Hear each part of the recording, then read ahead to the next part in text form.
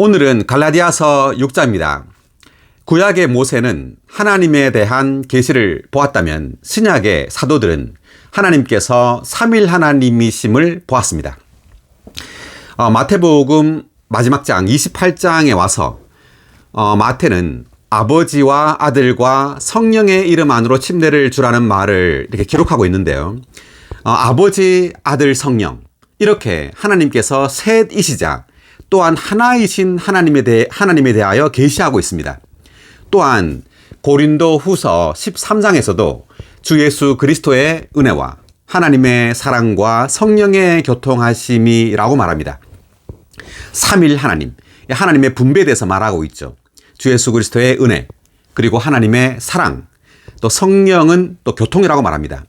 이렇게 신약의 사도들이 본 이 삼일 하나님에 대한 계시는 매우 놀라운 계시입니다. 온 우주를 창조한 하나님이 왜 삼일, 셋이자 하나일까? 자, 이것은 하나님 그분 자신을 사람 안으로 분배하기 위해서입니다. 자, 굉장히 놀라운데 제가 방금 무슨 말을 했죠? 왜 하나님이 삼일 하나님이시라고요? 사람 안에 분배하시기 위해서. 네, 맞습니다. 하나님 그분 자신을 생명으로 사람 안으로 분배하기 위해서 하나님은 셋 하나이신 하나님이십니다. 아버지로서 그분은 원천, 근원이시죠. 파운틴입니다. 그리고 아들로서 그분은 스프링, 샘입니다. 그리고 그 영으로서, 성령으로서 그분은 강이십니다. 리버. 그래서 성경은 생수의 강으로 하나님께서 우리 안으로 흘러 들어오신다고 계시하고 있습니다. 아멘. 할렐루야. 아멘. 그래서 이 이제 과정을 거쳐서 이제 하나님께서는 생명 주시는 영으로 그 영으로서 믿는 이들의 영 안으로 들어가겠습니다. 그러므로 신약의 믿는 이들은 외적인 어떤 문자에 따라서 사는 것이 아니라 이제 내 안에 들어온 그 영이신 하나님, 생명수이신 이 하나님을 접촉하면서 우리의 영 안에서 접촉하고 누리면서 살아야 합니다. 아멘. 내적인 생명을 따라 사는 것이 이제 신약의 믿는 이들의 생활이죠. 자, 그래서 우리가 갈라디아서 5장에서는 그 영을 따라 살라고 바울이 계속 말하고 있죠. 그래서 이 그 영이 바로 과정을 거쳐 최종 완결되신 생명수의 강이신 바로 그 영입니다. 자, 이 그 영이 이제 사람의 영 안으로 들어왔습니다. 이제 우리는 다만 영 안에서 살아야 합니다. 그래서 6장에서 이제 영 안에 사는 것에 대해서 영 안에 사는 이 사람과 영 안에서의 어떤 생활을 우리에게 보여주고 있는데 읽어가면서 한번 설명해 보겠습니다. 6장 1절입니다. 형제님들, 어떤 사람이 어쩌다가 잘못을 저지른다면 영적인 여러분은 온유한 영으로 그런 사람을 바로잡아 주어야 합니다. 그리고 여러분 자신을 돌아보아 여러분도 유혹을 받지 않도록 하십시오. 자, 어떤 사람이 어쩌다가 잘못을 저지른다면 영적인 여러분은 어떻게 하라고요? 온유한 영으로 그런 사람을 바로잡아 줘야 합니다. 네. 자, 영적인 사람. 자, 영적인 사람은 온유한 영으로 그런 잘못을 저지른 사람을 바로잡아 줘야 한다고 말하는데 이것은 이제 신약에 믿는 이들은 영 안에서 살아야 한다는 것을 의미합니다. 또 우리가 영 안에서 살 때 어떤 사람을 대할 때나 어떤 상황에서 우리는 그러한 영을 따라 이렇게 행동하고 그리고 어떤 사람을 잘못을 이렇게 바로잡아 주기도 하고 이렇게 하라는 말이죠.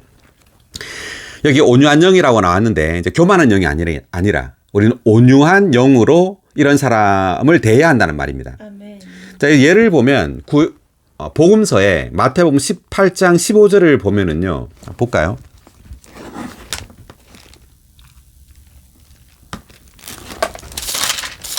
더욱이 그대의 형제가 그대에게 죄를 지으면 그대는 가서 그대와 그 사람만이 있는 자리에서 그의 잘못을 깨닫게 하십시오. 예. 계속. 그가 그대의 말을 들으면 그대는 그대 형제를 얻은 것입니다. 그러니까 그대 형제죠. 이제 형제가 교회 생활 안에서 형제가 그대에게 죄를 지으면이라고 말했습니다. 그대는 가서 그대와 그 사람만이 있는 자리에서 그의 잘못을 깨닫게 하십시오. 그러니까 다른 사람하고 같이 가지 말고 자기 혼자 가라는 말이죠. 그 형제에게. 그리고 이제 16절을 보면 이제 듣지 않으면 두세 사람을 이제 더 데리고 가라 말하고 17절에서는 그 말도 듣지 않으면 교회에게 말하라 그러고 이제 이렇게 이제 하는 것은 이 한 형제를 구하기 위해서 최선을 다해서 이렇게 노력하는 거예요. 그래서 이제 19절, 20절을 보면 두세 사람이 내 이름으로 모인 곳에는 나도 그들 가운데 있다. 이 말은 두세 사람이 그 한 사람을 위하여 기도한다는 말이죠. 자, 이것이 바로 온유한 영입니다. 우리는 온유한 영으로 어떤 형제를 대할 때 이렇게 이 형제를 바로잡고 또 이 형제에게 어떤 그 죄에서부터 이 형제를 구원하기 위해서 함께 같이 기도하는 이러한 교회 생활을 말하고 있는데 지금 갈라디아서 6장에서도 그런 어떤 누가 잘못을 저지른다면 온유한 영으로 그런 사람을 바로잡아줘야 한다고 말하죠. 자, 반대되는 예가 있는데 누가복음 9장 볼까요? 자, 9장 54, 55절. 제자 야고보와 요한이 이것을 보고서 주님, 하늘에서 불이 내려 그들을 불사르라고 우리에게 명령하기를 원하십니까? 라고 하니 예수님께서 돌아서셔 그들을 꾸짖으셨다. 그리고 말씀하셨다. 여러분의 영이 어떠한지 여러분은 알지 못합니다. 그러니까 사마리아인의 한 마을에 들어가서 복음을 전했는데 예수를 영접하지 이제 않았죠. 이제 그걸 보고 야고보와 요한이 주님께 주님 하늘에서 불이 내려 그들을 불사르라고 우리가 명령하기를 원하십니까? 라고 말했습니다. 그랬더니 예수님께서 하실 말씀이 여러분의 영이 어떠한지 여러분은 알지 못합니다. 이제 교만한 영입니다. 이것은 사랑하는 영이 아니라. 그렇지만 우리는 어떤 영으로요? 온유한 영. 네, 온유한 영으로 그런 사람들을 대해야 된단 말이죠. 일단 돌아와서 2절입니다. 여러분은 서로의 짐들을 져 주십시오. 그렇게 하면 그리스도의 법을 완전히 이룰 것입니다. 서로의 짐들을 져주라. 그리고 그리스도의 법을 완전히 이룬다. 이때 그리스도의 법은 이제 사랑의 법입니다. 여기 한번 각주를 읽어보면 2절의 1번 각주, 그리스도의 법에 대한 각주. 사랑으로 운행하는 더 높고 더 나은 생명의 법이다. 사랑은 신성한 생명의 결과요 표현이며 그 영의 열매 중 한 항목이다. 그리스도의 법은 사랑의 법으로서 우리가 서로의 무거운 짐을 질 수 있도록 생명의 영의 법으로 말미암아 구체화되어야 한다. 네, 그러니까 이게 사랑의 법이고 또 이 사랑의 법은 생명의 법이죠. 그러니까 신성한 생명의 결과입니다. 이 사랑은. 그래서 우리가 생명 안에서 자라면 자랄수록 어떻게 되죠? 사랑이 더 많아지겠죠. 예, 우리의 마음이 더 넓어질 겁니다. 그렇지만 생명 안에서 자라지 않는다면 우리는 사랑으로 대하지 않고 어떤 교만하고 그리고 그들을 사랑으로 덮어준다기보다도 그들을 드러내고 오히려 그리고 정죄하겠죠. 네, 판단하겠죠.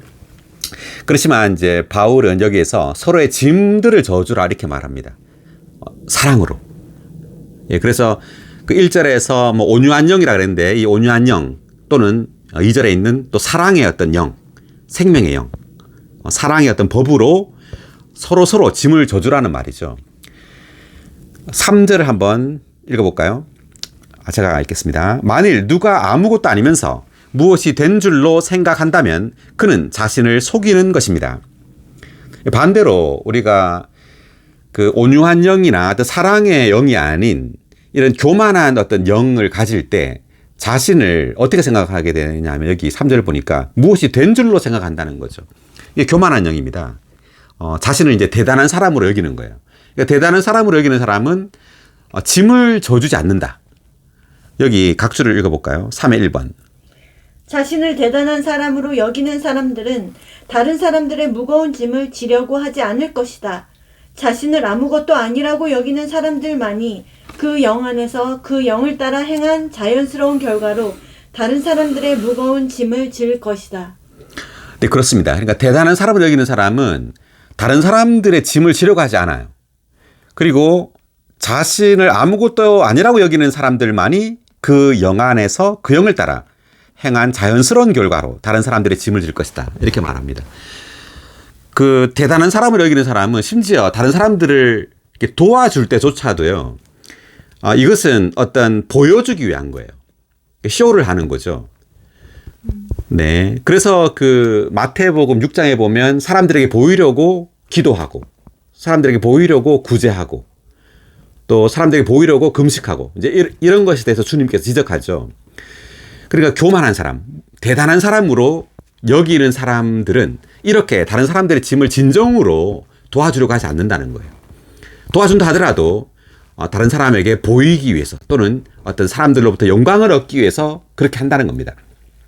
그렇지만 자신이 아무것도 아니라고 여기는 사람들은요, 이제 이 사람들이 이제 그 영을 따라 사는 사람들인데 영 안에 사는 사람들이죠. 이제 이런 사람들은 심지어 다른 사람을 도와줄 때도 내가 도와준다는 그런 느낌이 별로 없어요.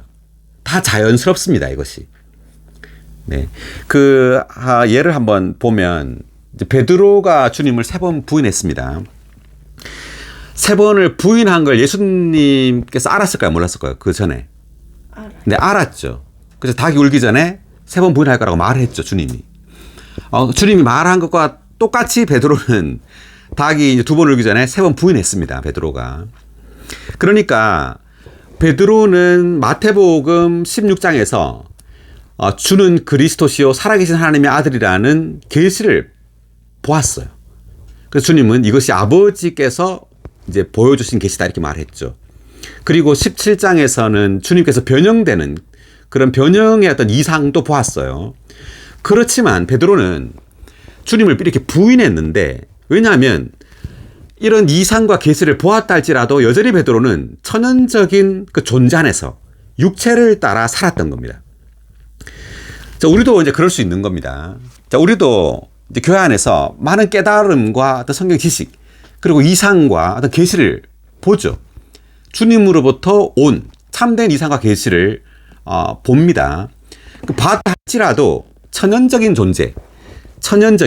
존재 안에서 육체를 따라 살 수 있다는 거예요. 그 말은 우리 자신의 어떤 능력, 자신을 신뢰한다는 거예요. 여전히. 그런 이상한 계시를 보지만. 그래서 이 사람이 말씀을 전하는 어떤 인도자든 사역자든 간에 그럴 수 있다는 거예요. 저 사람은 아주 이상과 계시나 이런 면에서 또 성경 지식에 있어서 굉장히 뛰어난 사람인데 그를 어떻게 그와 함께 어떤 이야기를 해보거나 그와 함께 지내보면 아주 천연적인 존재라는 걸 알게 되고 자신을 대단한 사람으로 여기고 있다는 것을 우리가 느끼게 되죠. 그것은 그가 파쇄되지 않았다는 것을 의미합니다. 여전히 자신을 신뢰하는 사람이에요. 그러므로 베드로처럼 이런 실패가 필요해요. 3번 부인하는 실패가 필요합니다. 그럴 때 주님은 베드로에게 어린 양을 먹이라고 말하죠. 어린 양을 목양하라고 말합니다. 그러니까 우리의 생각 같아서는 어떤 이상과 계시를 많이 우리가 본다면 다른 사람을 목양할 수 있을 것 같지만 그게 아니라는 거죠. 여전히 자신을 대단한 사람으로 여길 수 있다는 겁니다. 네, 그렇기 때문에 주님은 베드로에게 3번의 실패를 통해서 자신을 신뢰하지 못하는 그러한 공과를 배우게 했던 거예요. 자, 우리 또한 교회 생활을 하면서 반드시 깨달아야 할 것은 우리가 어떤 높은 이상을 보았건 어떤 계시와 또 어떤 성경에 대한 많은 지식이 있다 할지라도 우리는 겸손해야 합니다. 아무것도 아니라는 걸 깨달아야 돼요. 그럴 때 우리는 다른 이들을 참되게 목양할 수 있죠. 내가 목양하는 그 사람보다 내가 조금도 더 낫지 않다는 것을 깨달아야 합니다. 그럴 때 우리는 참되게 외적으로 이렇게 보여주기 위해서 누구를 목양하는 것이 아니라 참되게 그 사람을 목양할 수 있게 되죠. 제가 하나 예를 들면요. 이게 지금 무엇이 된 줄로 생각한다. 대단한 사람으로 여기는 것에 대해서 제가 한번 예를 들어 볼게요. 우리가 교회 생활을 하는데 제가 아는 어떤 형제가 있는데 그 형제는 사역원에서 어떤 봉사를 했었습니다. 근데 그 형제를 만날 때마다 저는 그런 걸 느껴요. 자신을 대단한 사람으로 여기고 있구나. 아주 뭔가 어떤 목에 힘이 들어가 있다 그래야 되나요? 그래요. 그러니까 이제 많은 사람들이 이렇게 생각합니다. 작은 교회, 그러니까 인수가 적은 교회에서 봉사를 하는 사람과 인수가 많은 교회에서 봉사를 하는 사람. 인수가 많은 교회에서 봉사하는 사람은 자기가 더 높다고 생각할 수 있어요. 그리고 사역원에서 봉사를 한다. 그럼 자기가 더 높다고 생각을 하기가 쉬워요. 더 대단하다는 거죠. 예. 또는 어떤 뭘 기능이 있거나 뭘 잘하거나 또는 지위가 있거나 이제 이런 것들이 자신을 이렇게 대단한 사람으로 여기게 하는 어떤 그 요인이 되는 겁니다. 이유가 되는 거예요. 그래서 우리는 그렇게 해서는 안 되고 반드시 육체를 따라서 그렇게 생각하지 말고 자신을 높게 생각하지 말고 우리는 그 영을 따라서 자신을 아무것도 아닌 존재로서 여기고 교회 생활을 해야 합니다. 네, 길게 얘기했는데 자, 그 다음 4절 보겠습니다. 그러나 각 사람은 자신이 한 일을 점검해 보십시오. 그렇게 한다면 그는 자기에 관해서만 자랑할 것이 있고 다른 사람에 관해서는 자랑할 것이 없을 것입니다. 자, 이게 무슨 말인가? 자, 그는 자기에 관해서만 자랑할 것이고 다른 사람에 관해서는 자랑할 것이 없을 것입니다. 라고 말했는데 자, 성경 말씀을 한번 보겠습니다. 빌립보서 2장 3, 4절.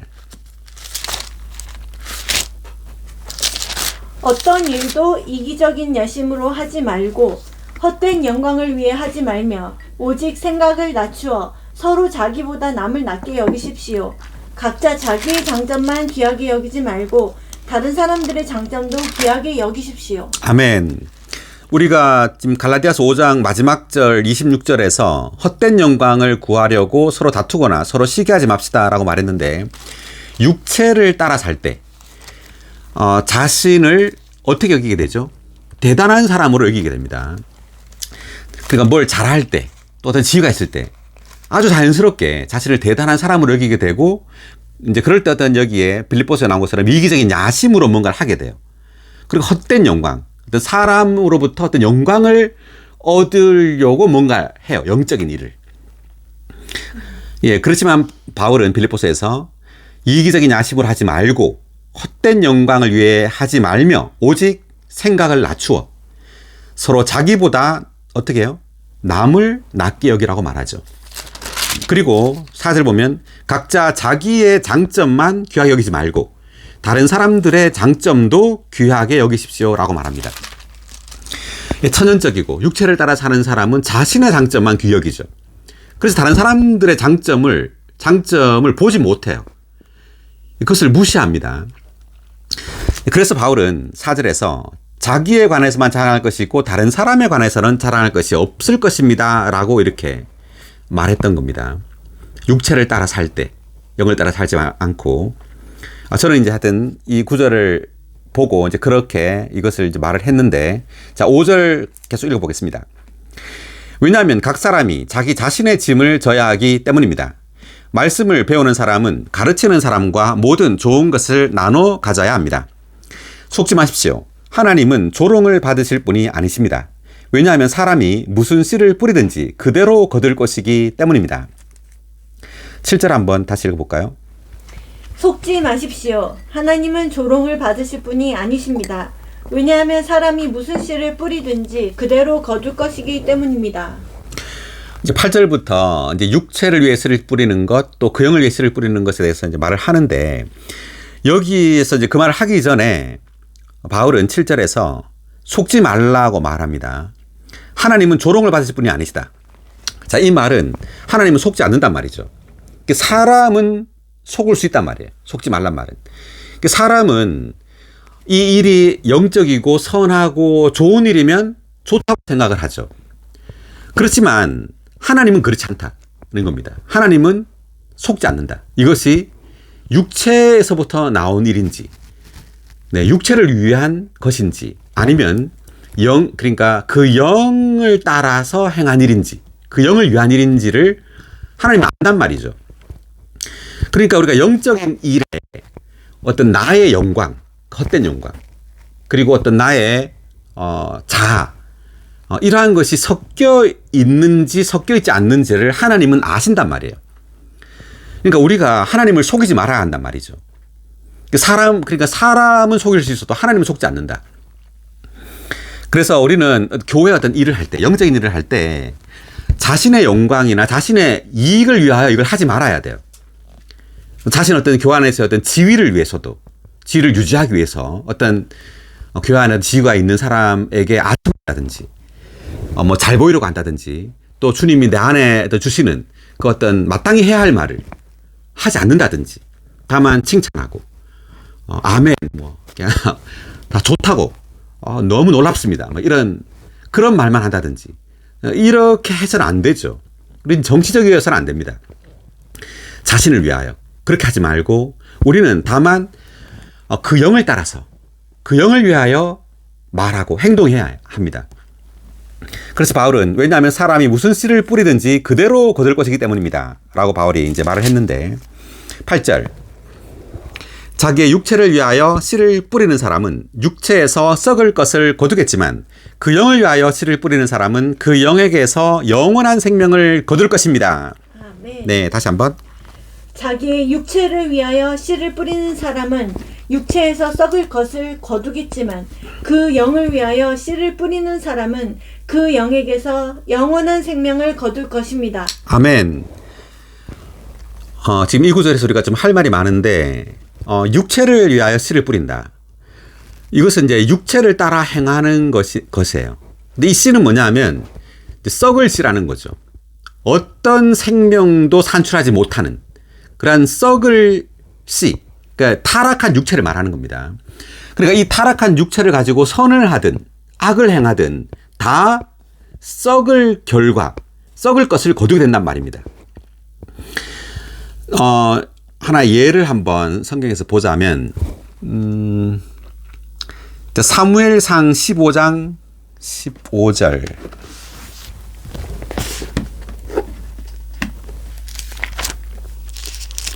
사울이 대답하였다. 그것들은 아말렉 족속에게서 빼앗은 것들입니다.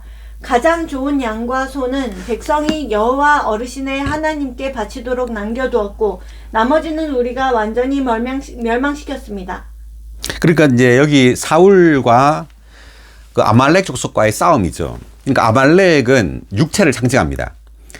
그러니까 다시 말하면 이 아말렉은 이 사울의 육체를 상징한다고 할 수 있어요.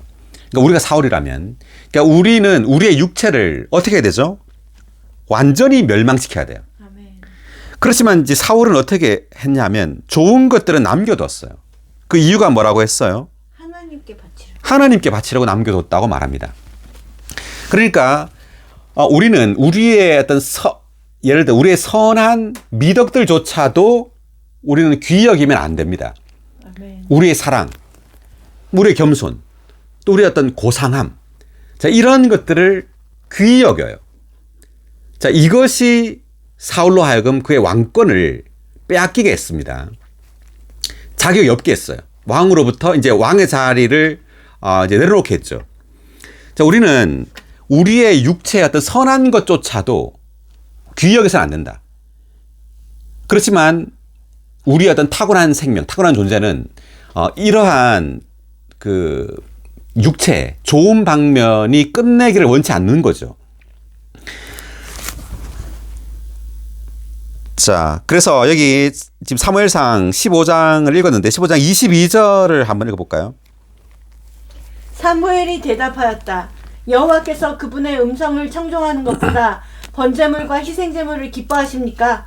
보십시오. 순종하는 것이 희생제물보다 낫고 귀를 기울이는 것이 순양의 기름보다 낫습니다. 굉장히 유명한 말인데 순종하는 것이 뭐죠? 희생제물보다 낫다. 이게 무슨 말이죠? 순종한다 말은 지금 신약에서는 그 영에 순종하는 겁니다. 그 영을 따라 행하는 거예요. 이것이 낫다는 거죠. 뭐보다? 희생제물보다 낫다는 거예요. 예, 이 희생제물은 뭐냐면 우리가 우리의 열심으로 하나님을 위하여 뭘 바치는 것을 말하는 거예요.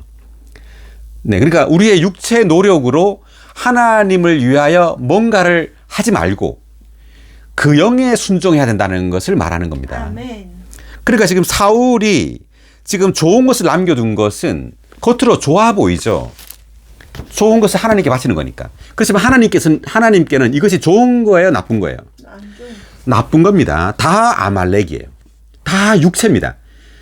선한 육체든 악한 육체든 다 타락한 육체입니다. 자, 우리가 이것을 깨달아야 됩니다. 우리가 교회 생활을 하면서 점점점 우리의 선한 어떤 성격조차도 우리는 붙들어서는 안 돼요. 우린 다만 우리의 영 안에 있는 그 영을 신뢰해야 합니다. 아멘. 반드시 그 영에게서 나온 미덕만이 하나님께 어때요? 하나님께 좋은 거예요.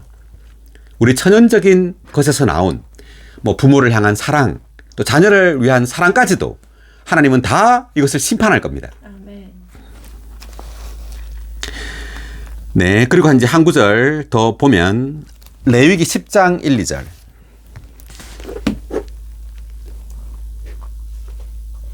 아론의 아들들인 나답과 아비후가 각자 자기 향로를 가져다가 거기에 불을 담고 그 위에 향을 놓았다. 그들은 여호와께서 명령하시지 않은 다른 불을 여호와 앞에 바쳤다. 그러자 여호와 앞에서 불이 나와 그들을 태워버렸고 그들은 여호와 앞에서 죽었다. 나답과 아비후 아론의 아들인데 이들이 지금 다른 불을 여호와께 바쳤다 그랬죠. 이 다른 불을 바쳤는데 이 다른 불은 그러니까 그 재단, 번제단에서 온 불이 아닌 불을 말하는 겁니다. 그 번제단에서 나온 불을 여호와께 바쳐야 돼요. 번제단은 뭘 의미하느냐면 우리의 육체가 십자가에서 심판당하는 것을 의미하는 거예요. 우리의 육체는 반드시 십자가를 통과해야 합니다. 그렇지만 이 다른 불은 십자가를 통과하지 않은 우리의 열심을 가리키는 겁니다. 우리가 교회 생활을 할 때 우리의 열심으로 봉사할 수 있죠. 많은 일을 할 수 있어요. 그렇지만 하나님은 나답과 아비후를 어떻게 했어요? 죽였죠. 네, 겉으로 보기에는 좋아 보일 수 있어요. 지금 우리 교회 생활에 이걸 적용해 본다면 좋아 보일 수 있지만 천연적인 열심이죠. 십자가 아래 있지 않은 자신을 신뢰한 봉사예요. 그러니까 자신의 은사, 자신의 지식, 자신의 유창함, 이러한 것을 의지한 그런 봉사는 다 하나님의 심판을 받는다는 겁니다. 아멘. 여기 1의 2번 각주, 다른 불에 대한 각주를 읽어볼까요? 나답과 아비후가 바친 다른 불은 거룩한 불이 아니라 속된 불이었다.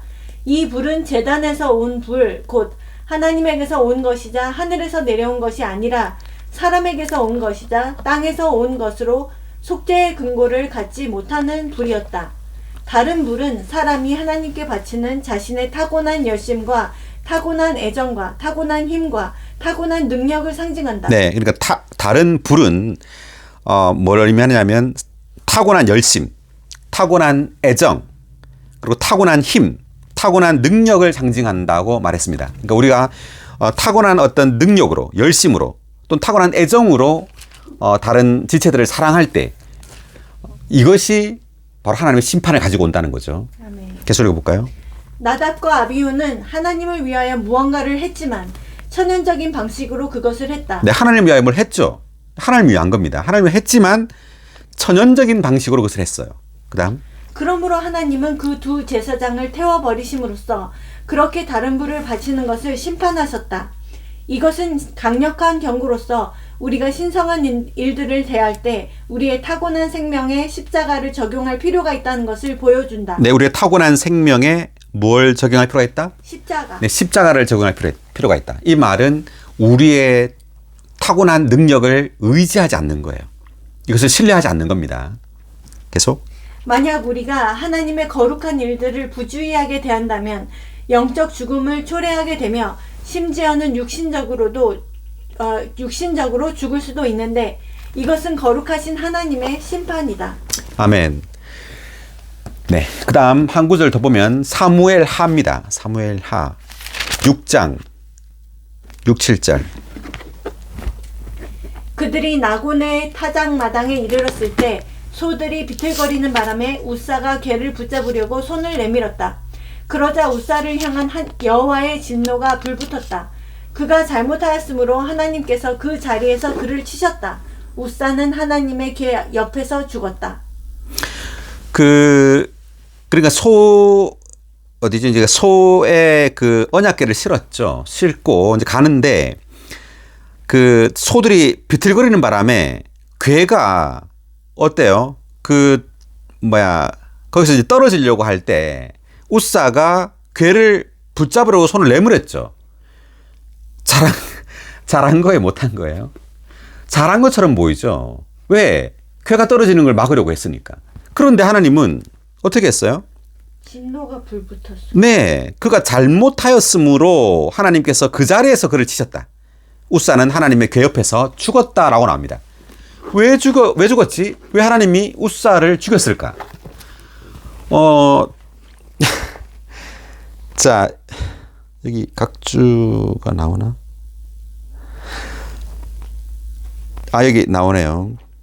7의 2번 각주 읽고 한번 설명해 볼까요? 이스라엘 백성은 아마도 블레셋 족속의 영향을 받아서 괴를 수레에 실어 운반했을 것이다. 그러나 괴는 반드시 레위인이 메어 운반해야 했다. 그러니까 괴를 수레에 메어 운반해서는 안 되고 레위인들이 괴를 메어서 운반해야 됐다는 말이죠. 그다음 하나님은 세상적인 블레셋 족속이 수레를 사용하여 괴를 옮기는 것은 유죄 판결하지 않으셨지만 그분의 백성이 동일하게 행동하는 것은 참지 않으셨다. 하나님은 주권적으로 소들이 비틀거리게 하셨으며 웃사가 선한 의도로 손을 뻗어 하나님의 괴를 붙잡았을 때 즉시 그를 죽이셨다. 천연적인 손, 사람의 손이 신성한 것을 만지자 하나님의 진노가 내린 것이다. 그러니까 웃사는 악한 의도예요, 선한 의도예요? 선한 의도입니다. 선한 의도로 하나님의 괴를 붙잡았지만 하나님은 그를 죽이셨죠. 그러니까 우리의 천연적인 손, 이 천연적인 손은 우리의 천연적인 열심, 또 천연적인 애정, 우리의 천연적인 그 능력, 이러한 것으로 하나님의 어떤 그 증거, 그 하나님의 어떤 권익을 우리가 붙잡으려고 할 때, 도우려고 할 때, 오히려 이거 때문에 하나님은 그 웃사를 죽인 거예요. 그러니까 우리가 그 갈라디아서에서 지금 육체에 대해서 계속 말을 하고 있는데 이 육체는 다만 악한 육체만을 가리키는 것이 아니에요. 우리의 선한 의도까지도 육체를 따라 행할 수 있다는 거죠. 아멘. 그럴 때 이것은 썩은 것을 거두는 결과를 가지고 온다는 겁니다. 지금 우리가 그 사무엘상에서는 그 사울이 그 아말렉 족속을 칠 때 그 선한 것을 남겨둔 것, 육체의 선한 것을 귀히 여기는 것, 그리고 레위기에서는 나답과 아비후가 다른 불, 그러니까 십자가를 거치지 않은 천연적인 열심일 때 이제 하나님이 그를 죽이셨고, 그리고 지금은 웃사가 자기 천연적인 손으로 도우려고 할 때, 신성한 것을 만질 때 또 하나님은 심판하셨습니다. 마찬가지로 지금 신약에서도 이것을 지금 우리가 적용해야 하는 건데, 적용할 때 우리의 천연적인 육체의 어떤 노력으로, 천연적인 선한 의도로 영적인 어떤 교회 일을 할 때, 자, 이것은 썩은 것을 거두는 결과를 가지고 온다는 거죠. 우리는 반드시 그 영을 위하여 씨를 뿌린 사람, 그 영이 곧 이제 생명의 씨라는 말이죠. 그 생명을 따라서 우리가 어떤 일을 하는 것, 이것이 바로 씨를 뿌리는 거예요. 그럴 때 그 결과, 열매가 나온다는 거죠. 영원한 생명이라는 그 열매를 거두게 된다. 자, 올해 이제 설명을 했고요. 자, 8절을 방금 읽었는데 각주를 한번 읽고 넘어가겠습니다. 8의 3번, 영원한 생명을 거둘 것입니다에 대한 각주. 육체의 목적을 이루기 위하여 씨를 뿌린 결과는 썩을 것을 거두는 것이고, 그 영의 목표를 성취하기 위하여 씨를 뿌린 결과는 생명, 곧 영원한 생명을 거두는 것이다. 썩을 것은 육체에 속한 것인데 이것은 육체가 부패했다는 것을 가리킨다. 영원한 생명은 그 영께 속한 것이며 바로 그 영 자신이다. 썩을 것은 육체에 속한 것인데 이것은 육체가 부패했다는 것을 의미합니다. 그러니까 우리가 막 선한 일을 많이 하고 그러잖아요. 그리고 영적으로 뭐 추구를 많이 한다든지 성경 지식이 많으면 우리는 우리 자신을 고상하다고 생각해요. 아주 좋다고 생각합니다. 그리고 영적이라고 생각하죠. 그래서 우리의 천연적인 어떤 힘으로, 능력으로 주님을 위하여 또는 성도들을 대할 수 있어요. 우리는 그렇게 해서는 안 된단 말이죠. 네, 우리는 반드시 우리 깊은 속에 있는 그 영이신 주님을 의지해야 합니다. 아멘. 그분을 신뢰해야지 나를 신뢰해서는 안 돼요. 자, 그 다음 9절. 선을 행하다가 낙심하지 맙시다. 왜냐하면 우리가 포기하지 않는다면 제때 거두게 될 것이기 때문입니다. 선을 행하다가 낙심하지 맙시다 할 때 이때 선은 뭘까요? 이제 그 영을 따라 행하는 것이 선이에요. 다만 좋은 일을 하는 게 선이 아니라. 그래서 그 8절에 있는 것처럼 그 영을 위하여 씨를 뿌린다고 할 때 이것이 바로 이제 그 영을 따라서 행하는 그것이 선이라는 것을 말합니다. 그 마태복음 19장 한번 볼까요? 19장 16, 17절.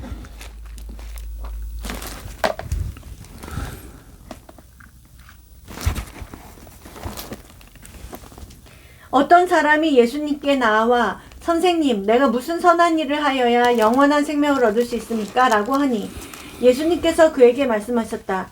왜 나에게 선한 일에 관해 묻습니까? 선한 분은 한 분뿐이십니다. 그러나 그대가 생명 안으로 들어가기 원한다면 계명들을 지키십시오. 16절에서는 내가 무슨 선한 일을 하여야 영원한 생명을 얻을 수 있습니까? 그랬더니 예수님이 하신 말씀이 선한 분은 뭐라고요? 한 분뿐이십니다. 누구죠? 하나님. 네, 하나님만 선하다는 거죠. 그러니까 하나님만 무슨 일을 할 수 있다? 선한 일을 할 수 있다는 겁니다. 그러니까 우리가 그 영을 따라 뭔가를 하지 않을 때 이것은 다 선한 일이 아니에요. 네, 그 영이신 하나님을 따라 행할 때 이것이 선한 일입니다. 아멘. 자, 10절. 그러므로 우리는 기회가 있는 대로 모든 사람에게 선을 행합시다. 특별히 누구에게? 믿음의 가족에게. 네, 믿음의 가족에게 그렇게 합시다. 특별히 선한 일을 행한다고 할 때 이것은 그 영을 따라서 생명을 공급하는 겁니다. 아멘. 그리스도를 생명으로 믿음의 가족에게 공급하는 거예요. 자, 마태복음 24장 45절을 읽어보면 신실하고 현명한 노예가 되어 주인이 맡긴 집안 식구들에게 제때의 양식을 나눠줄 사람이 누구입니까? 네, 신실하고 현명한 노예가 되어 주인이 맡긴 집안 식구들, 이 교회죠. 교회 지체들에게 제때의 양식을 나눠줄 사람이 누구입니까? 근데 양식이라는 것이 그리스도입니다. 생명이신 그리스도를 제때에 공급할 사람이 누구입니까? 라는 거죠. 우리가 바로 이러한 사람이 되어야 합니다. 여기서 이제 가라데에서는 믿음의 가족이라고 이제 말을 했죠. 네, 그다음 11절 보십시오.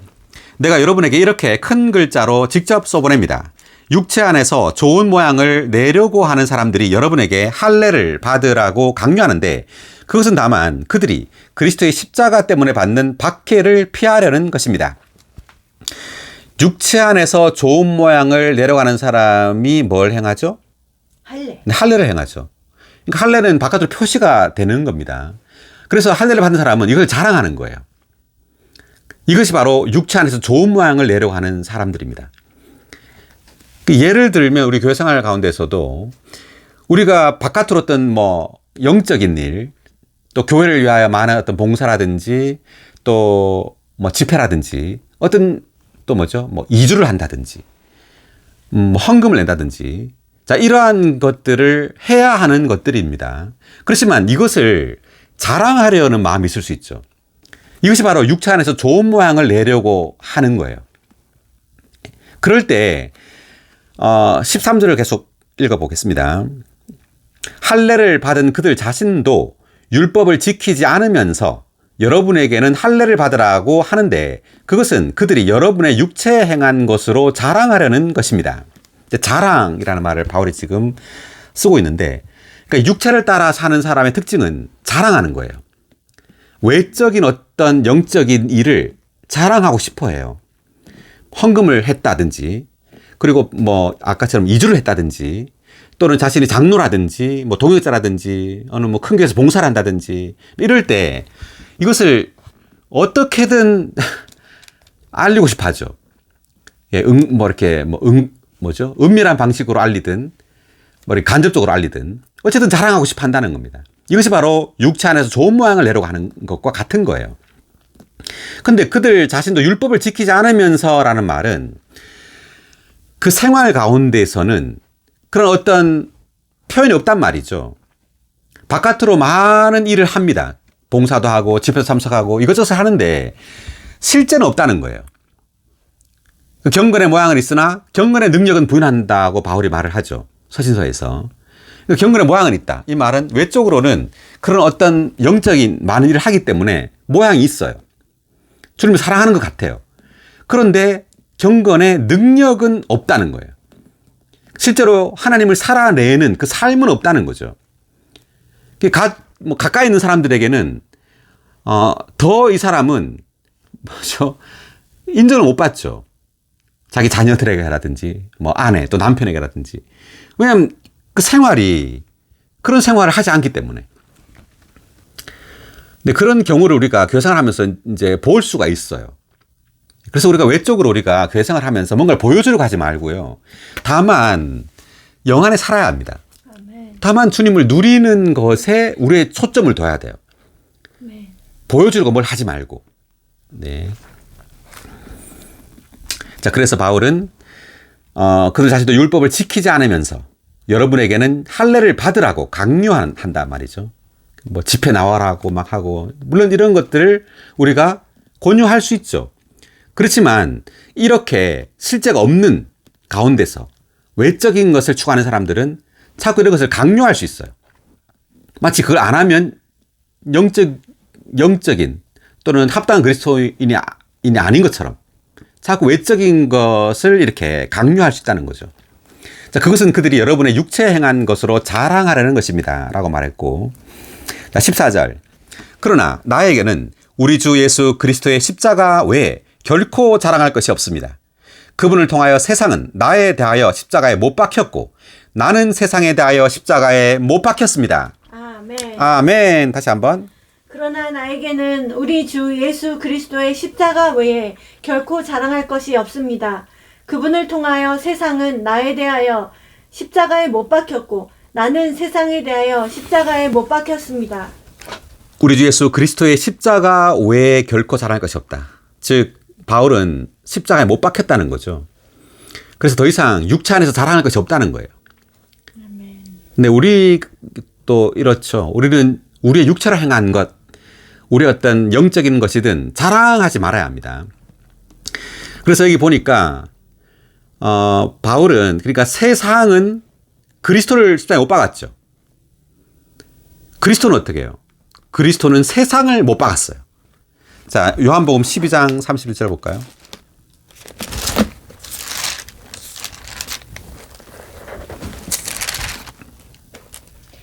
내가 땅에서 들려 올려지면 모든 사람은 아니 31절.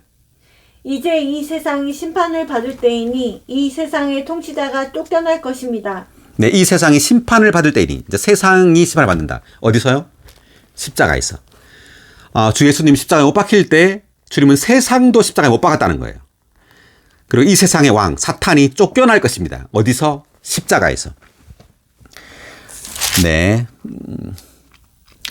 자, 그래서 그 화면으로 이제 세상은 이때 세상은 뭐 세속적인 세상과 종교적인 세상을 다 포함하는 거예요. 종교도 세상도 다 예수를 십자가에 못 박았죠.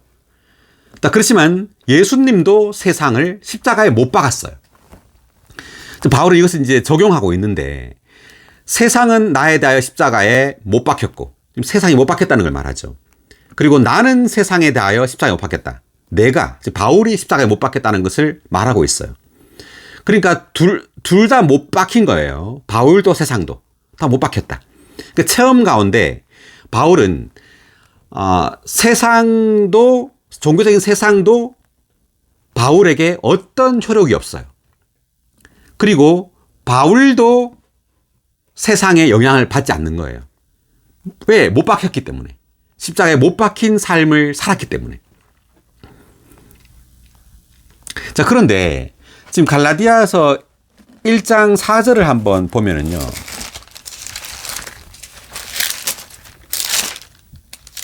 뭐라고 말하죠? 예수 그리스도께서 우리 하나님 곧 우리 아버지의 뜻을 따라 악한 이 시대에서 우리를 건져내시려고 우리 죄들 때문에 자신을 내주셨습니다. 악한 이 시대. 자, 이것이 바로 종교적인 시대입니다. 종교적인 세상이에요. 그러니까 지금 여기서 유대교를 말하고 있는데 악하다는 거예요. 겉으로 보면 악하지 않죠. 율법을 지키고 그리고 하나님을 경배하죠. 외적으로 아주 선하고 경건해요. 그런데 바울은 이 유대교를 뭐라고 말했냐면 악한 이 시대라고 말했습니다. 자, 우리도 지금 어느 시대에 살고 있냐면 우리도 악한 시대에 살고 있어요. 그러니까 바울은 지금 갈라디아서를 쓰면서 이 갈라디아 믿는 이들도 어디에 살고 있다고요? 악한 시대. 네, 악한 이 시대, 종교적인 시대에 살고 있다는 겁니다. 한면으로 예수를 믿어요. 믿지만 그들은 여전히 어디 안에 살고 있냐면 종교 안에 살고 있어요. 그 말은 아주 형식적인 교회 생활을 하고 있다는 겁니다.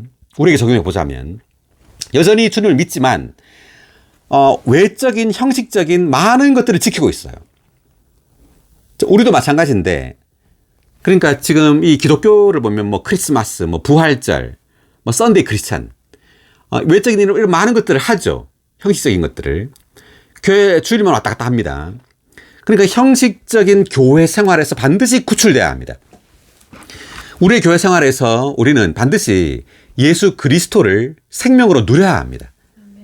그렇지 않으면 우리도 여전히 이 악한 이 시대, 이 종교적인 시대에 살게 되는 거예요. 자, 14에 3번 각주 세상은 나에 대하여 십자가로 박혔고 읽어볼까요? 이 절을 설명하고 있는 다음 절은 여기에서 말하는 세상이 주로 종교적인 세상이라는 것을 증명한다. 바울은 이 책에서 종교적인 사람들을 다루고 있는데 그들은 하나님의 일을 관심했지만 잘못 안내되어 오류에 빠져 있었고 또 그들의 종교는 이미 세상이 되어 버렸다. 네, 그들의 종교는 이미 뭐요? 세상이 되어 버렸습니다. 그러니까 바리새인들을 주님이 누가복음 16장에서 말할 때 돈을 사랑하는 바리새인이라고 나오죠. 바리새인들은 율법의 엄격한 파잖아요. 근데 그들이 돈을 사랑한다고 말합니다. 세상이 돼버린 거예요. 오늘도 마찬가지입니다. 오늘 우리가 외적으로 집회를 참석하고 많은 어떤 봉사를 한다 할지라도 세상적일 수 있다는 겁니다. 여전히 세상을 사랑할 수 있다는 거죠. 계속 읽어보면 우리는 십자가로 말미암아 종교적인 세상에서 분별되었으므로 새 창조물 안에서 살 자격이 있다. 아멘. 네, 그래서 지금 바울이 14절에서 한 말이 이제 굉장히 중요한데 세상은 나에 대하여 십자가에 못 박혔다. 세상이 못 박혀야 돼요. 우리의 체험 가운데서. 아멘. 네, 세상은 죽어야 합니다. 네, 아무 혈육이 없어야 돼요. 또한 나도 못 박혀야 돼요. 이때 나는 육체 안에 있는 나죠. 나도 육체 열심, 육체 노력으로 하나님을 섬기는 또한 어떤 형식적인 어떤 교회 생활로부터 반드시 구출돼야 합니다. 아멘.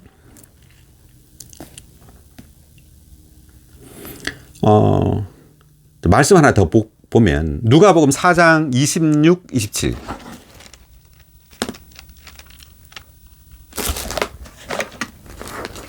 엘리야가 시돈 지역의 사렙다에 사는 한 과부 외에는 아무에게도 보냄받지 않았으며 신원자 엘리사 시대에 이스라엘에 많은 나병 환자가 있었지만 시리아 사람 나아만 외에는 아무도 깨끗하게 되지 못하였습니다.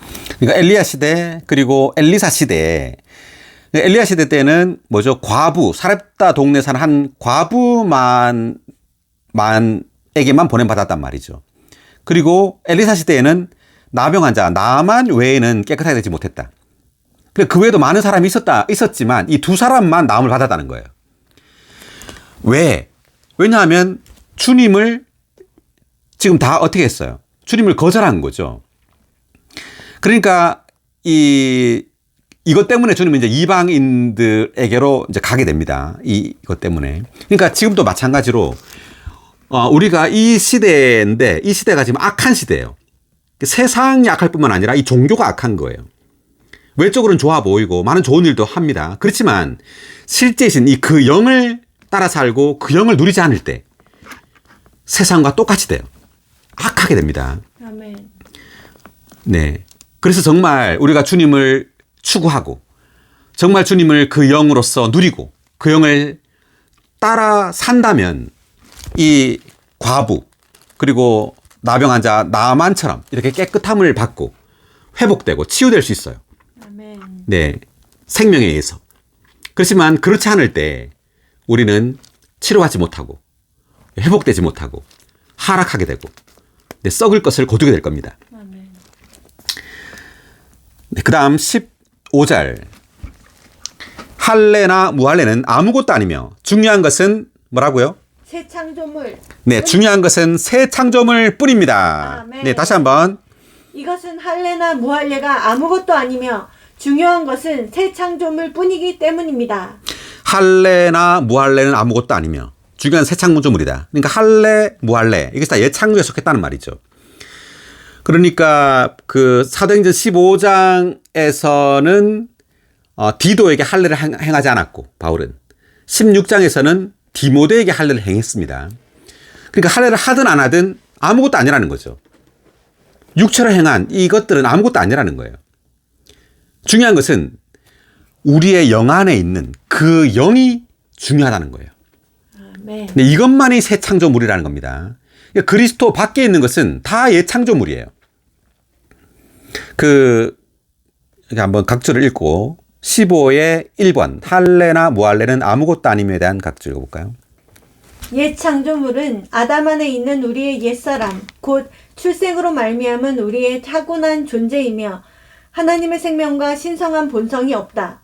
새 창조물은 그리스도 안에 있는 새 사람 곧 그 영으로 거듭난 우리의 존재이다.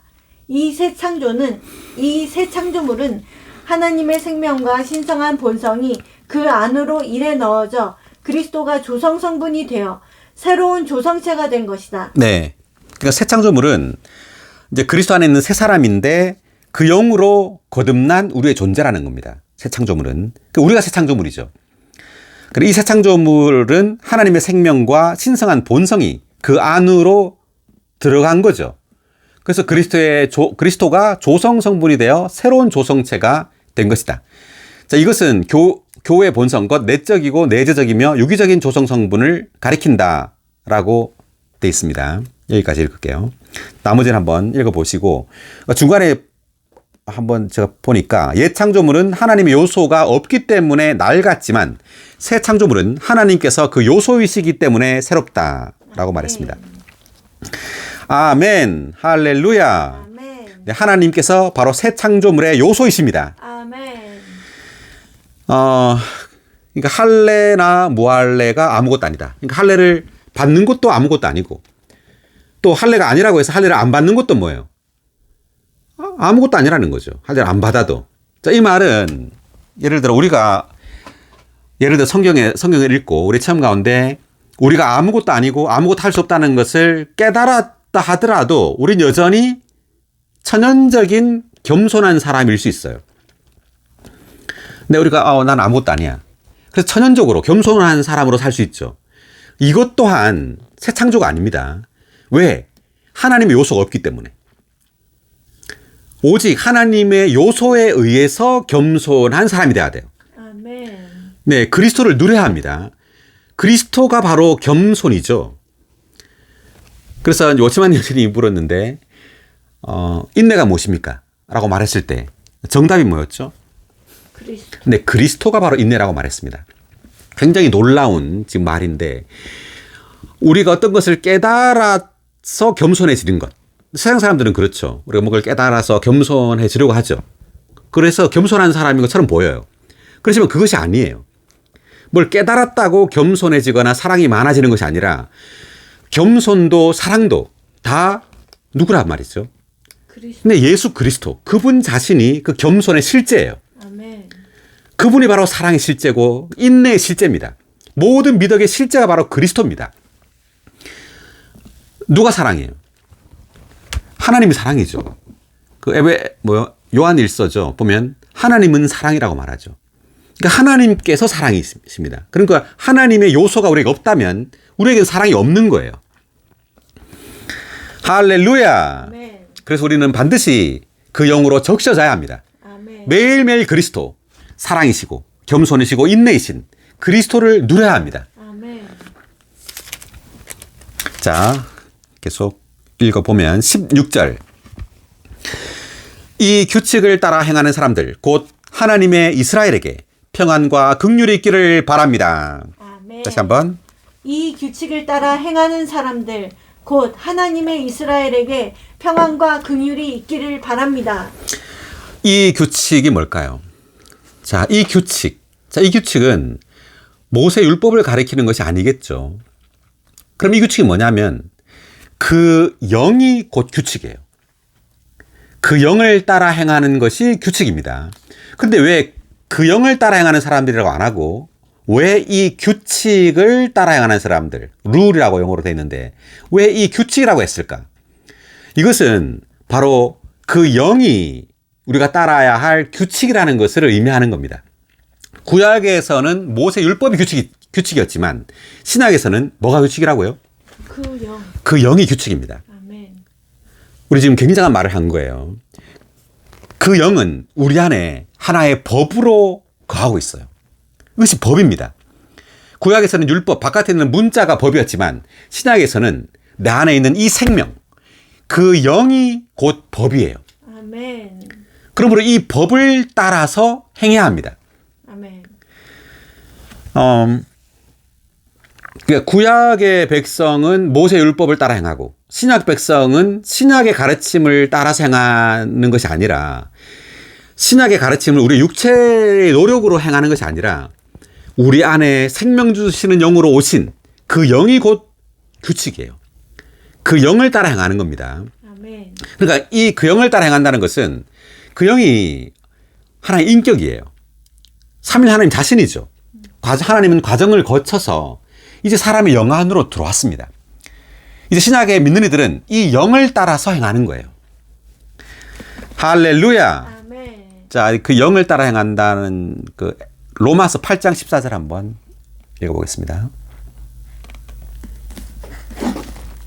왜냐하면 누구든지 하나님의 영의 인도를 받는 사람들이 하나님의 아들들이기 때문입니다. 누구든지 하나님의 영의 인도를 받는 사람들이 하나님의 아들들입니다. 아멘.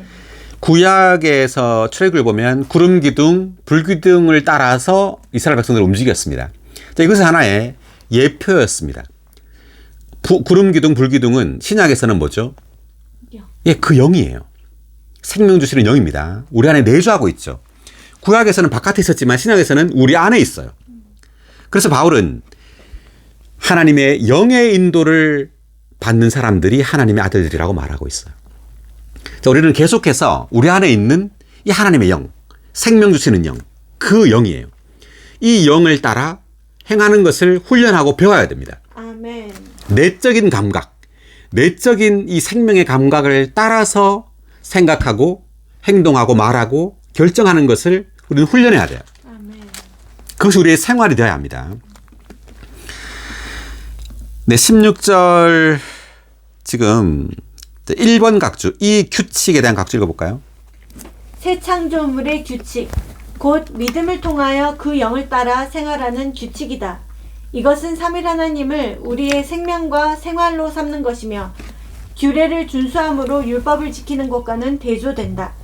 이 규칙을 따라 행하는 것은 그 영을 따라 행하는 것이다. 아멘. 그 영이 규칙이란 말이고 이제 삼위 하나님을 우리의 생명과 생활로 삼는 거죠. 아멘.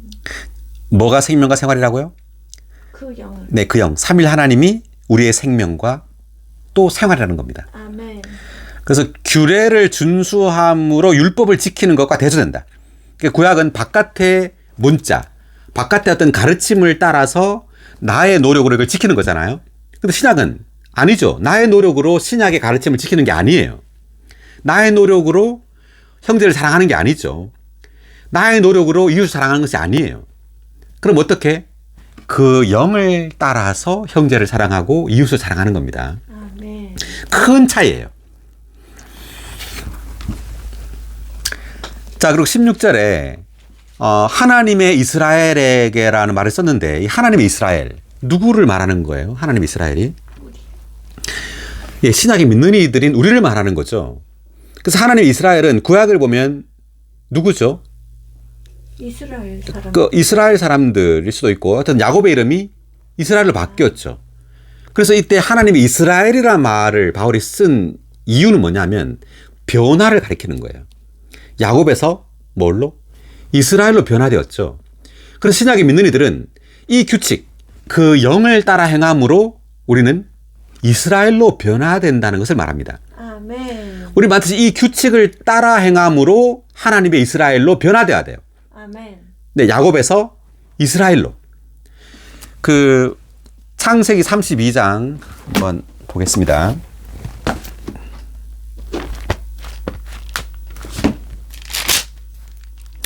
이제 야곱이 씨름하는 장면이 나오는데 그 32장 24절 25절 읽어볼까요?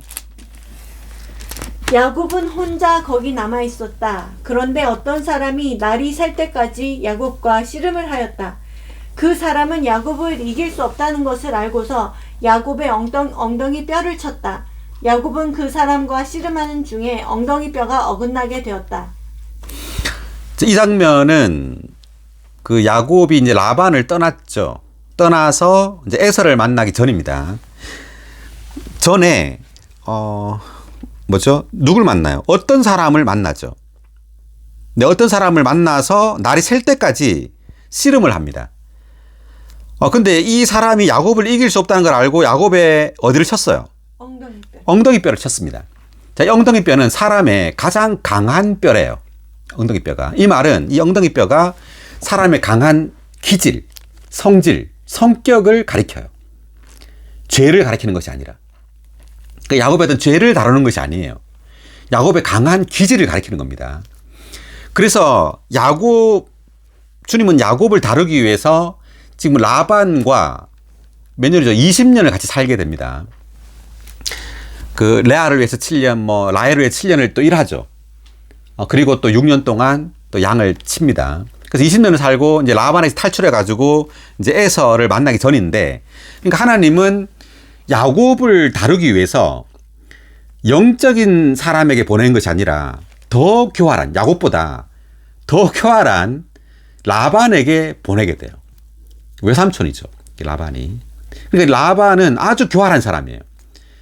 야곱을 이용해가지고 막 수고하게 해서 양을 치게 하고 그렇게 해서 이득을 얻으려는 사람이죠.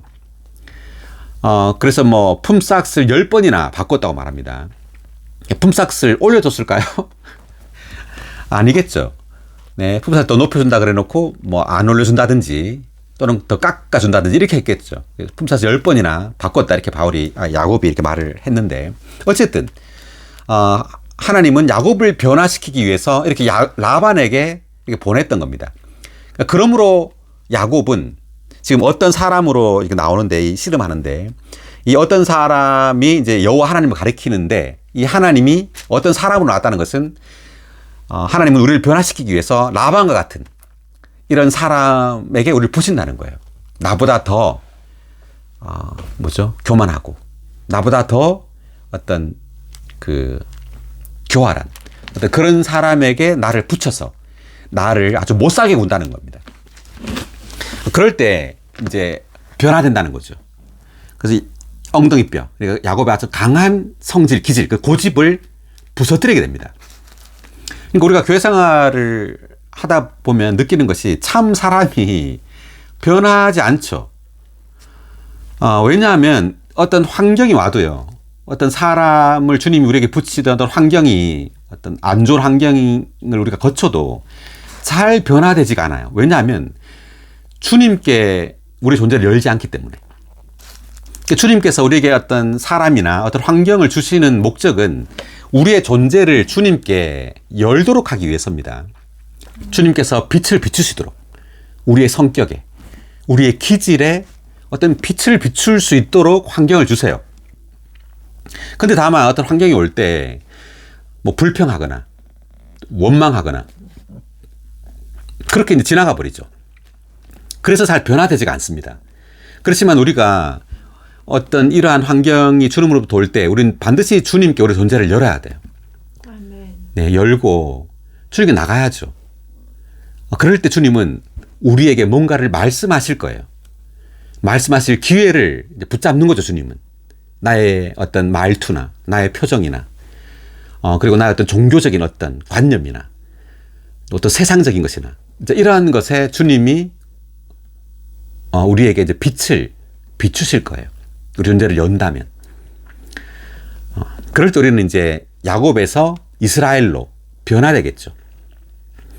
네, 그래서 우리 반드시 다만 성경을 읽고 다만 어떤 걸 깨달을 뿐만 아니라 어떤 환경을 통해서 이런 우리의 존재가 만져질 필요가 있다. 이것이 바로 그 영을 따라 이제 행할 때 이렇게 우리는 변화될 수 있다는 겁니다. 야곱에서 어떻게 해요? 이스라엘로. 자, 16의 3번 각주, 하나님의 이스라엘에 대한 각주 읽어볼까요? 즉 참된 이스라엘이며 그리스도 안에 있는 이방인 믿는 이들과 유대인 믿는 이들을 모두 포함한다.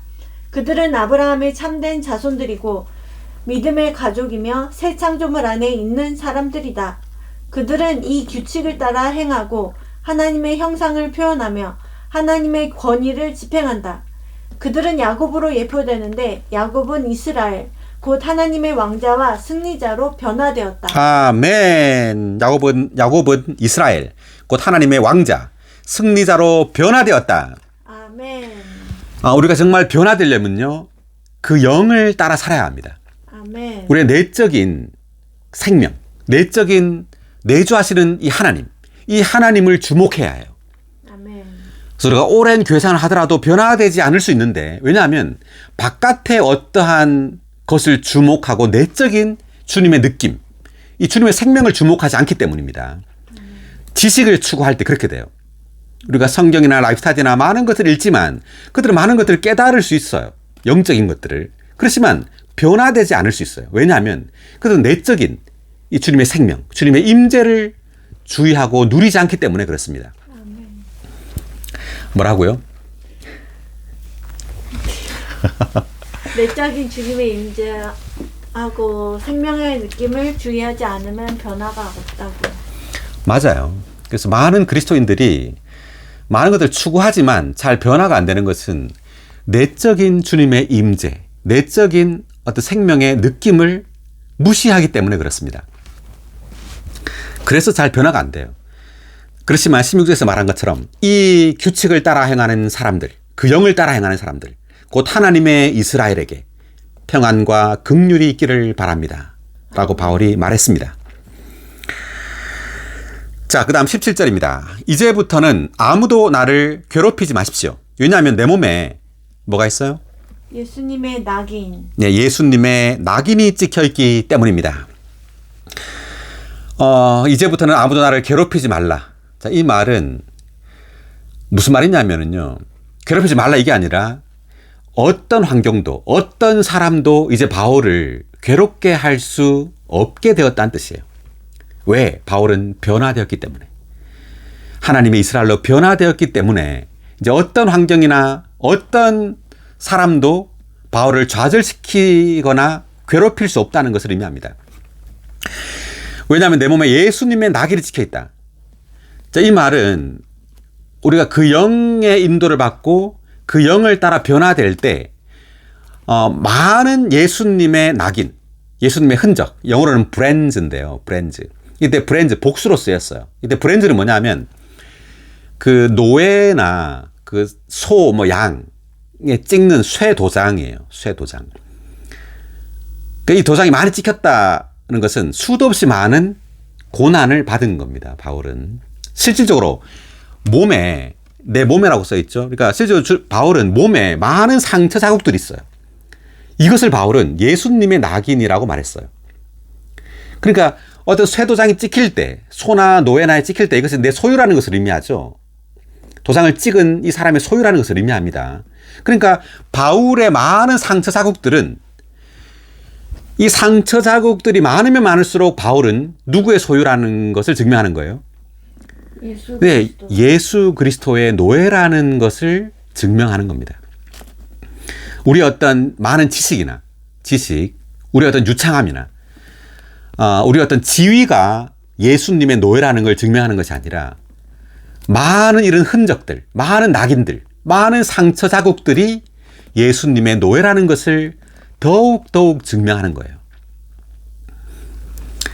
자, 우리가 고린도 전서 15장 31절.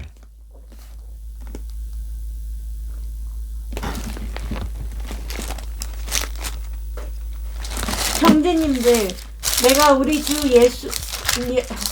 우리 주 그리스도 예수님 안에서 가지고 있는 여러분에 대한 나의 자랑을 두고 단언하는데 나는 날마다 죽습니다. 그 자랑이 뭐라고요? 나는 날마다 매일매일 죽는다는 거죠. 이 말은 바울은 실질적으로 매일매일 어떤 죽음의 어떤 위험, 많은 고난을 겪었습니다. 자, 그리고 고린도후서 4장 10절.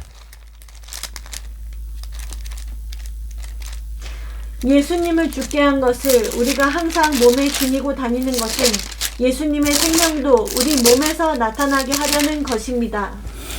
예, 예수님을 죽게 한 것. 자, 이것은 주님의 어떤 많은 고난을 말하는 겁니다. 이 땅에서의 주님의 많은 고난. 어떤 그런 것을 우리가 항상 몸에 지니고 다닌다. 이 말은 이 사도들도 예수님의 있던 고난을 이 땅에서 겪고 있단 말이에요. 자, 이것은 예수님의 생명도 우리 몸에서 나타나게 하라는 것입니다. 이런 말을 했고요. 그 다음에 고린도후서 6장 4절 5절 읽어볼까요? 다만 우리는 모든 일에서 우리 자신을 하나님의 사역자들로 추천합니다. 곧 우리는 많은 인내를 하고 환난과 궁핍과 공경을 처하고. 네. 그러니까 하나님의 사역자들로 추천하는데 첫 번째로 언급한 것이 인내죠. 인내를 하고 환난과 궁핍과 공경에 처하고. 그러니까 사역자가 되는 데 있어서 어떤 자격이라 할까요? 그것은 어떤 유창함이나 많은 학식이 아니라 인내. 왜냐하면 참된 사역자들은 많은 고난을 겪게 돼요. 많은 상처들, 많은 어떤 어려움들을 겪게 되기 때문에 중요한 것은 인내가 필요합니다. 그리고 환난, 궁핍, 공경, 그리고 5절. 매를 맞고 감옥에 갇히고 난동을 당하고 수고하고 자지 못하고 네. 먹지 못하였으며. 네, 매도 맞고 감옥, 난동을 당하고 수고하고 자지도 못하고 먹지도 못하고. 네, 이것이 바로 예수의 낙인이에요. 많은 상처 자국들. 네, 그 다음 10절 읽어볼까요? 슬퍼하는 것 같으나 항상 기뻐하고 가난한 것 같으나 많은 사람을 부유하게 하고 아무것도 없는 것 같으나 모든 것을 가진 사람들입니다. 아멘. 그러니까 외적으로는 슬픈 것 같고 뭐 가난하고 아무것도 없는 것 같아요. 그렇지만 항상 기뻐하고 또 다른 많은 사람을 부유하게 했다는 거죠. 그리고 아무것도 없는 것 같으나 모든 것을 가진 사람이라고 바울은 말하고 있어요. 자, 이것이 바로 사역자의 특징입니다. 특징. 그래서 갈라디아서 마지막 6장 17절에서 내 몸에 예수님의 낙인들이 찍혀 있다. 네, 이것으로 인하여 바울은 어떤 사람이나 어떤 환경이 와도 바울은 괴롭힘을 당하지 않았다. 그 모든 것들을 기꺼이 당할 수 있었단 말이죠. 평안 가운데서. 16절에 있는 평안과 긍휼이 있기를 바랍니다. 라는 말은 이러한 많은 상처 자국들이 오히려 바울에게 평안을 줬단 말이에요. 그래서 우리의 그리스도인의 삶에 있어서 우리에게 많은 어떤 이런 예수님의 낙인이 우리에게 매일매일 찍히지 않는다면 우리에게는 참된 평안이 없는 거예요. 뭐라고요? 우리 생활에서 매일매일 예수님의 낙인이 찍히지 않으면 우리에게는 참된 평안이 없다고요. 네. 왜냐하면 이러한 낙인들은 그 영을 따라 살 때, 이 규칙을 따라 살 때 우리에게 많은 고난과 환난과 박해가 오죠. 자연스럽게 오는 거예요. 그럴 때 이 박해 속에서, 이런 고난 속에서 우리는 주님의 평안을 누리게 됩니다. 자, 17회 1번 각주 낙인에 대한 각주 읽어볼까요? 소유자를 나타내기 위하여 노예에게 낙인을 찍은 자국. 그리스도의 노예인 바울에게 찍힌 그 낙인은 그가 주님을 신실하게 섬길 때 육체에 받은 상처 자국들이었다. 네, 육체에 받은 상처 자국들. 그다음 영적으로 그 낙인은 그가 살았던 생활의 특징들, 곧 주 예수님께서 이 땅에서 사셨던 것과 같은 생활의 특징들을 상징한다. 네, 그러니까 이 땅에서 예수님께서 살았던 그런 생활의 특징들이라는 거죠. 이 많은 상처 자국들이. 그다음 그러한 생활은 지속적으로 십자가에 못 박히며 하나님의 뜻을 행하고 자신의 영광이 아닌 하나님의 영광을 구하며 십자가에 죽기까지 하나님께 복종하고 순종하는 것이다. 사도는 주 예수님의 본을 따르며 낙인, 곧 그분의 생활의 특징을 지녔다. 이 점에서 사도는 유대교도들과 완전히 달랐다. 그러니까 우리도 마찬가지로 이러한 생활의 특징들을 지녀야 합니다. 그렇지 않다면 우리에게 참된 평안이 없는 거예요. 아멘. 참된 평안은 예수님의 낙인으로부터 온다고 할 수 있어요. 그래서 예수님의 낙인이 바울을 평안 안에 지켜주었다. 뭐라고요? 예수님의 낙인이 바울을 평안 안에 지켜주었다. 네. 아멘, 할렐루야. 내 몸에 예수님의 낙인이 찍혀있기 때문입니다. 아멘. 할렐루야. 아멘. 자, 그다음 마지막 절인데 18절.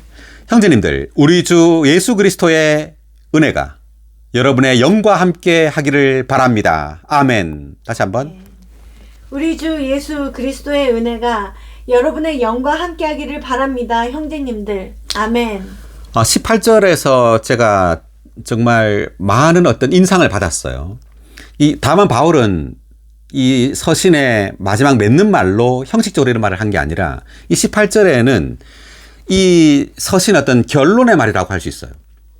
자, 우리가 율법에서 또는 육체에서 종교적인 세상에서 벗어나는 길은 우리의 영 안에 사는 겁니다. 아멘. 네. 그래서 바울은 항상 어디에 살았다고요? 영 안에 살았어요. 영 안에서 무엇을 누렸을까요? 주 예수 그리스도의 은혜를 누렸습니다. 아멘. 바울은 항상 그의 존재의 가장 깊은 곳 안에 살았어요. 영이죠. 가장 깊은 곳 안에서 살고 행함으로 주님의 은혜를 누리고 그 은혜에 의해서 이러한 모든 어려운 환경들, 이러한 어려운 어떤 많은 괴로운 어떤 것들을 겪을 수 있었던 겁니다. 통과할 수 있었던 거예요. 자, 여기 18회 2번 각주, 2번이 뭐냐면 예수 그리스도의 은혜에 대해서 한번 읽어볼까요? 이것은 그 영께서 내주하시는 우리의 거듭난 영이다. 그 영은 하나님께서 약속하신 복의 초점이다. 이 복은 이 책 전체에 걸쳐 아주 많이 강조되고 있다. 우리는 우리의 영 안에서 그 영을 신약의 중심되는 복으로 체험하고 누린다. 그러므로 모든 것을 포함하신 그 영의 넘치는 공급인 주님의 은혜가 우리의 영과 함께 있어야 한다. 네, 여기까지. 그러니까 여기 주 예수 그리스도의 은혜라고 말했죠. 주 예수 그리스도의 은혜. 자, 은혜라는 이 단어가 굉장히 놀라운 단어예요. 예수님은 이제 죽고 부활함으로 주와 그리스도가 되셨다라고 말합니다. 어디서요? 사도행전 2장 한번 볼까요? 2장 36절.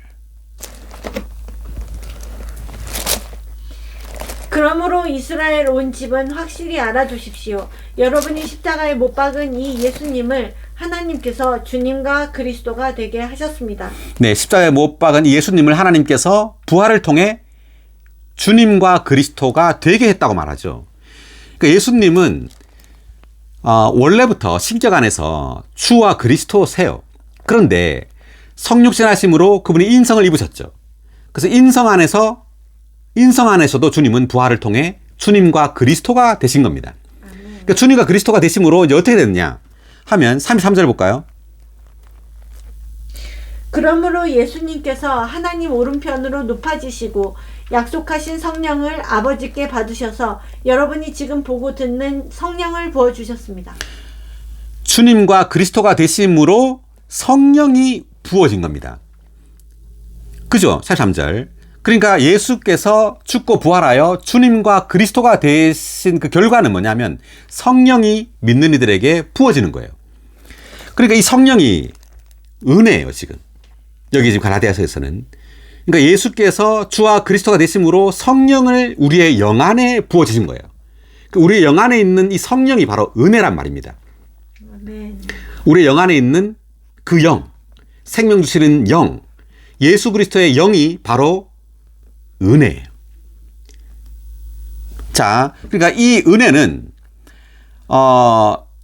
예수 그리스도의 최종 완결이라고 할 수 있어요.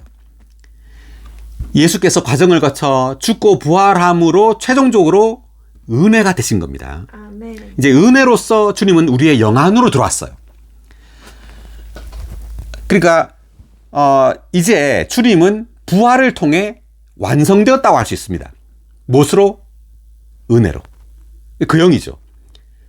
그 영이 바로 은혜인데 이 은혜로 완성되어서 어디 안으로 들어왔죠? 네, 우리의 영 안에 들어왔습니다.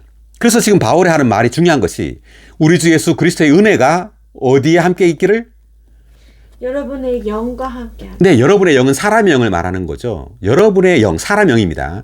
사람의 영에 주 예수 그리스도의 은혜가 있다는 말이죠. 그래서 신약 성경에서 아주 놀라운 발견 중에 하나는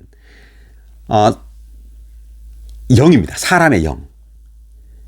사람의 영이라는 분명한 장소에 은혜가 지금 위치하고 있다는 거예요. 아멘. 그 구약의 예를 들면 그 지성소에 여호와 하나님이 임하셨죠. 지성소에. 그 구약의 지성소는 신약의 어디죠? 영. 이 사람의 영입니다. 영을 예표하는 거예요. 무소부재하신 하나님이 지성소에 거하시다니 이게 무슨 말인가? 이것은 하나님께서 하늘에 계신 하나님이 과정을 거쳐서 이제 사람의 영 안으로 들어왔다는 것을 의미합니다. 아멘. 사람의 영 안에 들어온 이 하나님이 바로 은혜예요. 이제 하나님은 사람의 은혜가 되셨어요. 아멘. 어디 안에서? 영 안. 네, 영 안에서.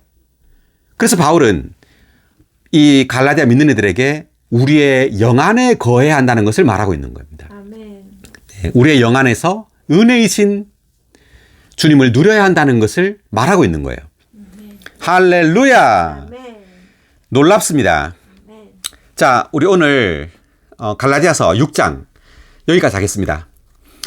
다음 시간에는 에베소서를 하겠습니다.